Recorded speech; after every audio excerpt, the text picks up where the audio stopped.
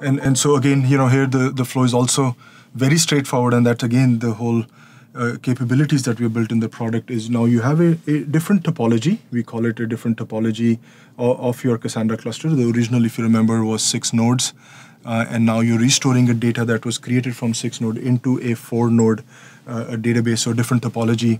And again, RecoverX is playing the role of being a control plane where it knows where the data is.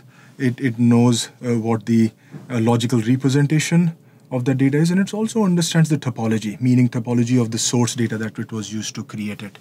And so using those three, again, the flow is very simple. RecoverX is simply giving application listeners now deployed on the test dev cluster. Again, we go through the whole orchestration to set up the new cluster, to deploy our application listeners, but sort of assuming that all that is done, the end part of restore is very simple, and that's the power of this product.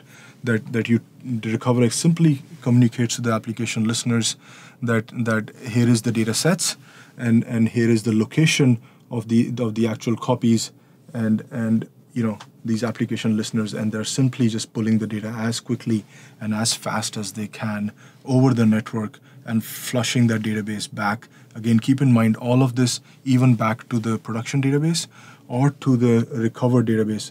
All the copies or all the backup copies that are stored back are always cluster consistent.